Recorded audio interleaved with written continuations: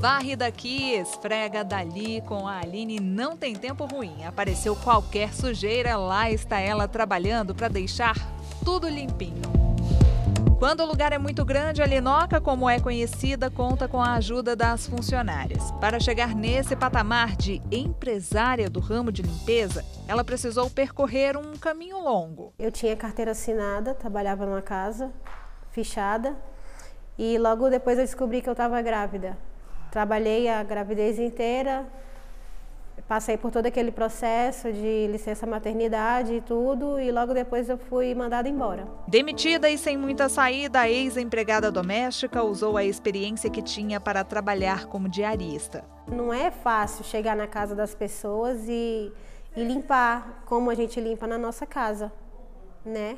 Então eu procurei levar um diferencial, sempre eu fazia o serviço e deixava um agradinho, às vezes um pudim. O negócio cresceu tanto que em pouco tempo a Aline criou a Diárias da Linoca, uma pequena empresa que dá oportunidade a quem busca recolocação profissional. Eu fico muito feliz mesmo, muito, muito feliz mesmo, não só de estar dando bons resultados, como também de saber que, da mesma forma que lá atrás eu precisei de uma oportunidade e não me deram, hoje eu consigo dar a oportunidade para as mulheres. Pelas redes sociais mesmo, os clientes procuram o serviço. Nos aplicativos de conversa, os pedidos de orçamento não param.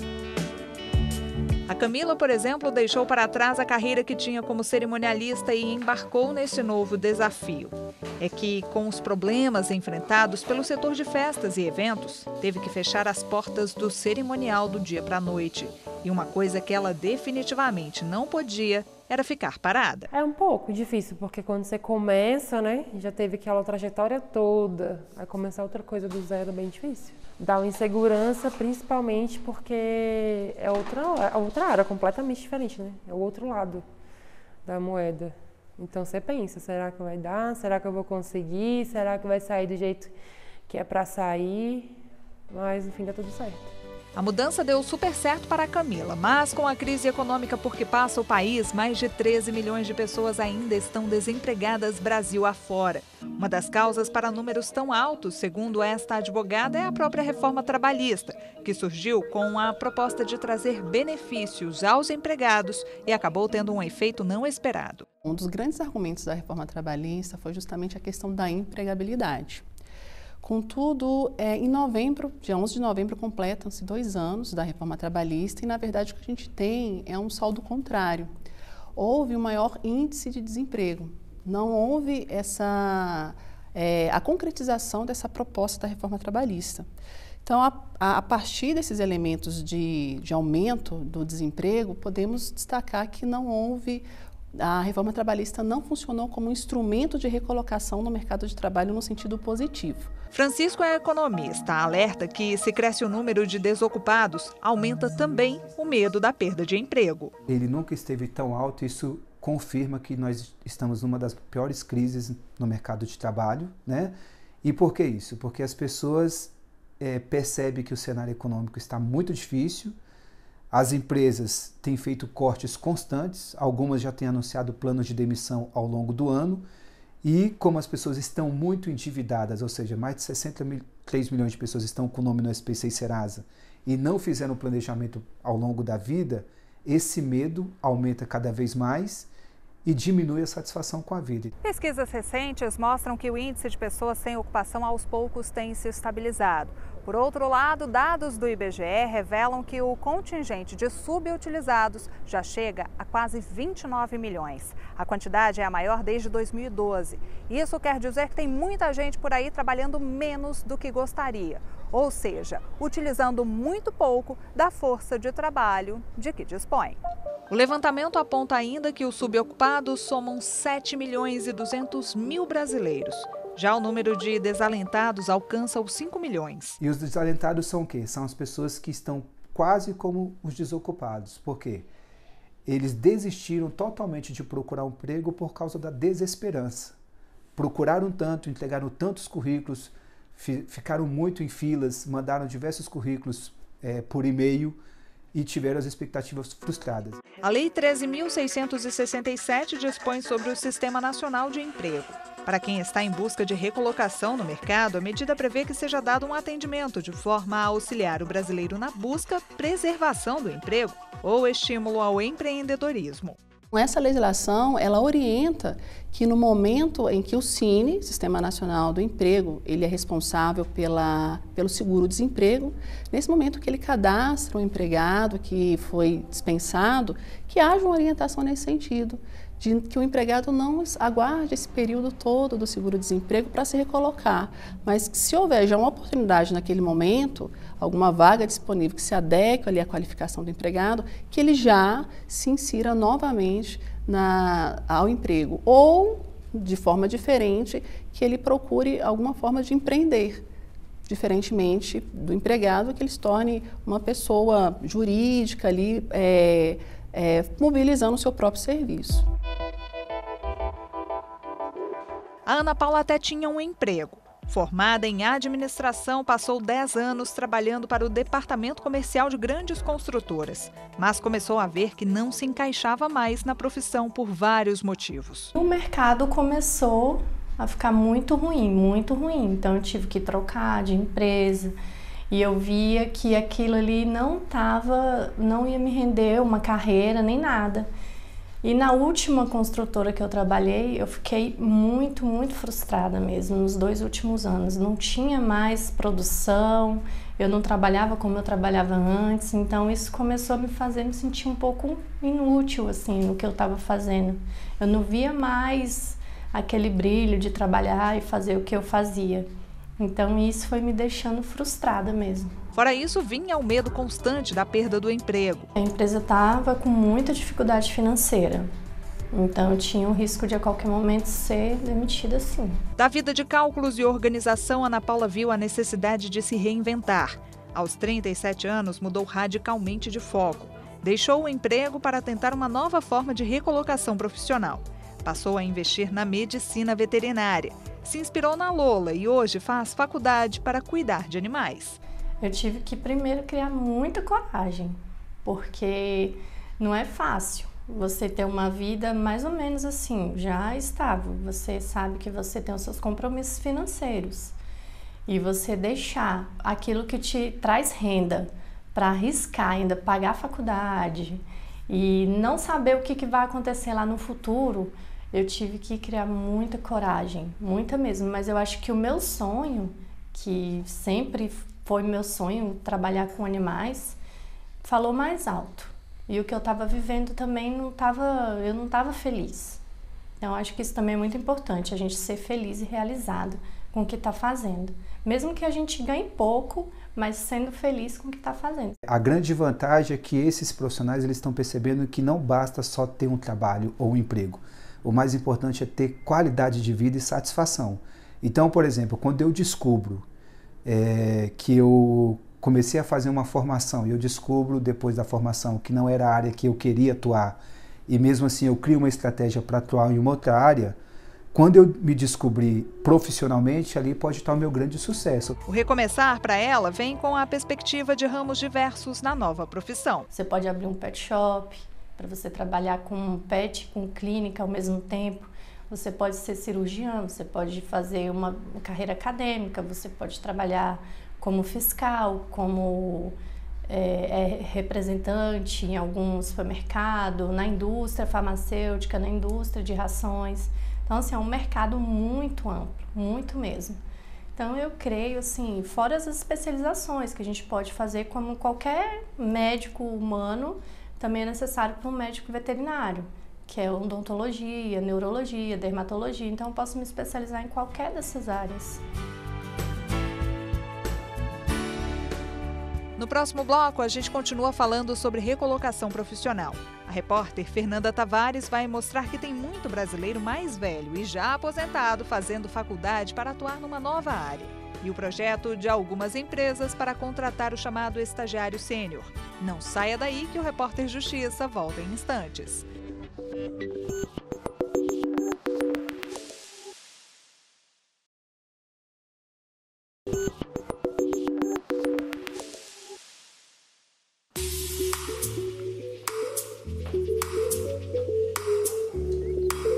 Nos livros Anatomia Humana e Microbiologia, quem devora a matéria é o seu Cabral. Aos 66 anos, o aposentado está no segundo semestre de biomedicina. Hoje, ele dá os primeiros passos para uma nova carreira que vem por aí. Meus coleguinhas tudo têm 22, 23 anos, eu já com 60 lá e estou me sentindo com 20. Eu acordo de manhã cedo, para ir para a faculdade, que é um negócio que está me trazendo uma jovialidade sem igual. Estou muito feliz com o que eu estou fazendo, pretendo fazer terminar a faculdade, trabalhar na área, né? Ainda tem muito chão aí pela frente, né? E olha que de chão pela frente o seu Cabral entende bem. Foram mais de 30 anos dedicados à profissão de bancário. Começou como assistente numa agência. Terminou a jornada onde sempre sonhou, na chefia. A aposentadoria veio como uma retribuição pelo serviço desempenhado e a biomedicina como um desafio a ser enfrentado.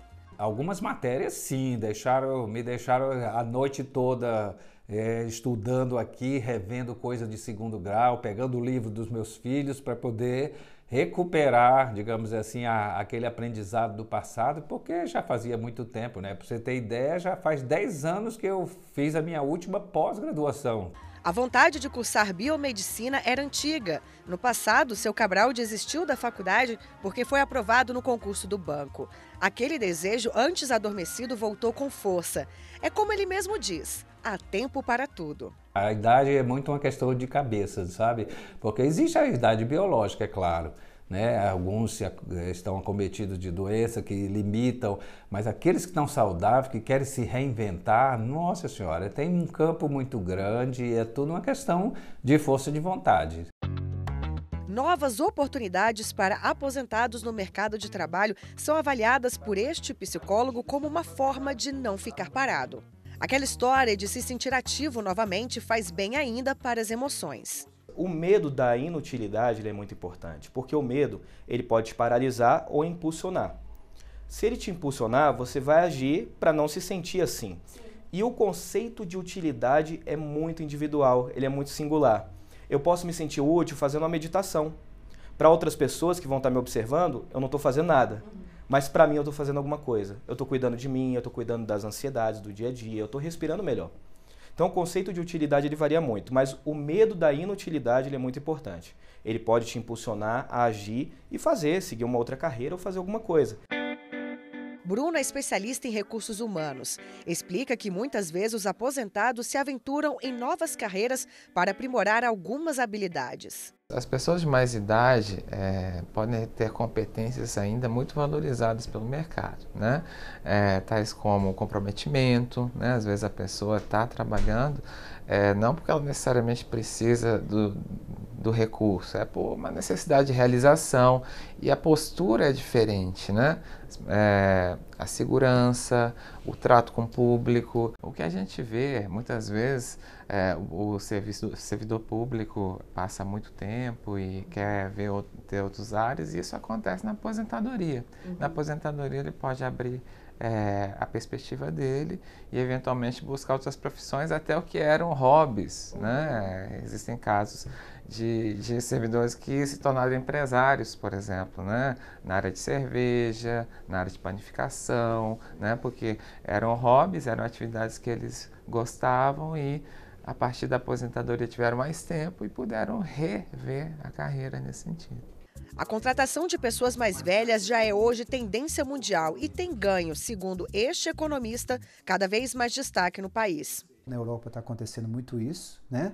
E aí, por que as empresas estão fazendo isso? Porque percebe nessa faixa etária de pessoas muita experiência, muita habilidade e uma essência fundamental para as empresas, que é o nível de paciência que essa geração não tem. Então, há um ganho de produtividade para as empresas, como a habilidade e a experiência é mais importante, que é o que a gente chama de capital humano.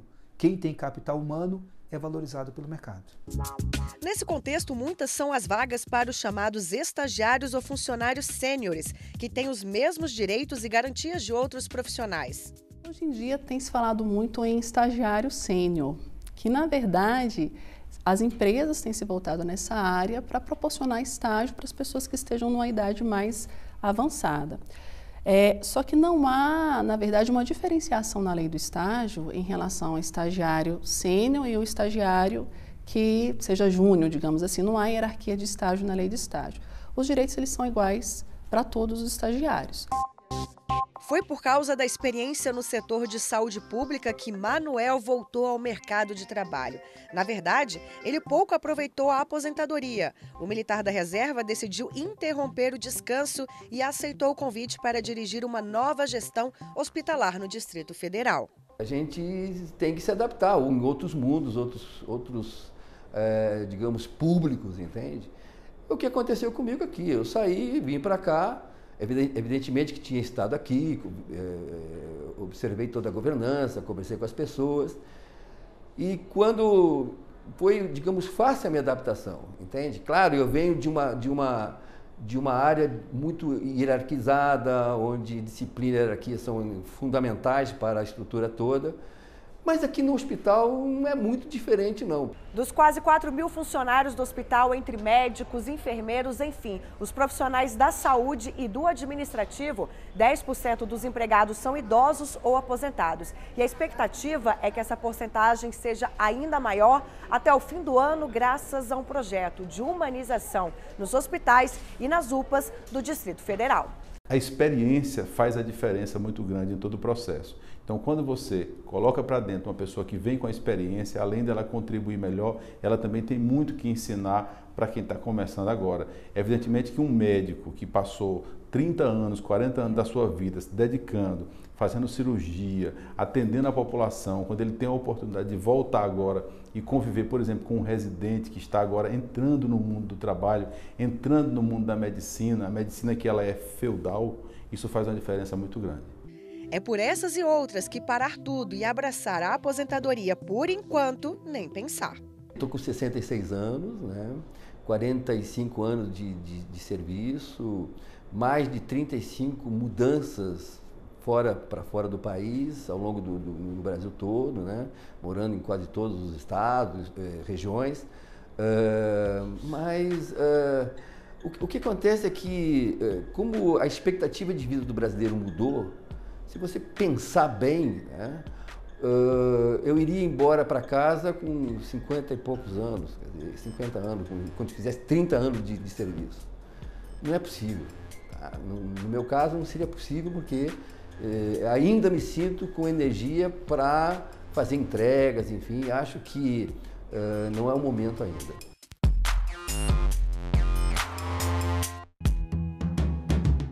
E você vai conhecer a seguir a história de pessoas que pedem demissão e decidem empreender. E mais, o cenário de investimento no Brasil. Especialistas dão dicas de como melhorar o orçamento e mostram como os cursos técnicos podem ajudar no incremento da renda. É daqui a pouco no Repórter Justiça.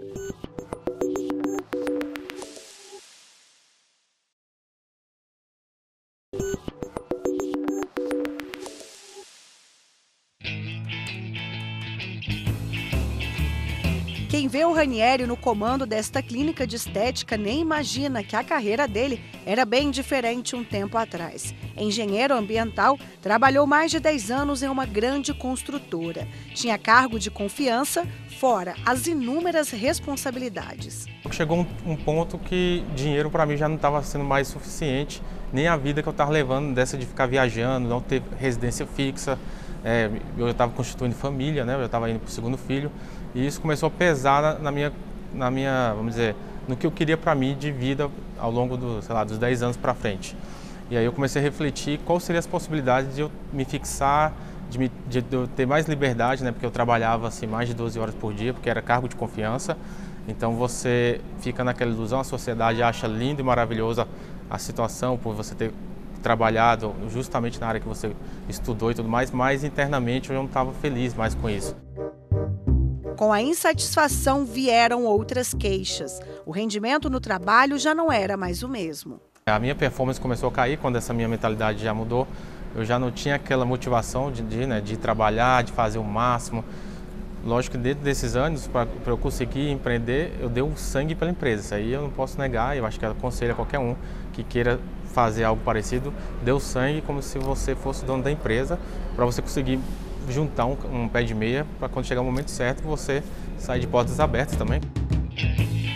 Ranieri pediu demissão. Ao longo dos anos, juntou um bom dinheiro, mas não sabia o que fazer com o montante que acumulou. Foi em busca de alguns conselhos e decidiu empreender. Comecei a verificar num portal de classificados oportunidades de negócios vendendo, né? E aí encontrei uma clínica de estética em processo de falência e venda. Estava no preço razoável, falei, vou comprar essa mais em conta, na hora que eu estiver lá dentro, eu vou entender do negócio. Como eu tinha uma experiência de gestão muito forte, né, de gerir equipes multidisciplinares, processos, indicadores, tudo isso. Falei, eu vou lá e vou tentar implementar o que eu sei de gestão numa clínica de estética desse tamanho. Hoje, o empresário emprega mais de 20 pessoas nas 2 clínicas que tem. Presta ainda consultoria em gestão de negócios no ramo da estética. Casos assim são cada vez mais comuns. É que para este analista do Sebrae, empreender no Brasil é vantajoso. Você tem muitos espaços para poder atuar, muitas oportunidades para trabalhar e é importante ter muitas parcerias. E quando eu falo de parcerias, a gente entende tanto fornecedores, quanto clientes, quanto parceiros, que você vai agregar produtos, trazer novos conceitos, novas experiências para o cliente. Então temos muito espaço disponível, é importante ter essas parcerias estratégicas para conseguir se inserir e encontrar o seu espaço no mercado.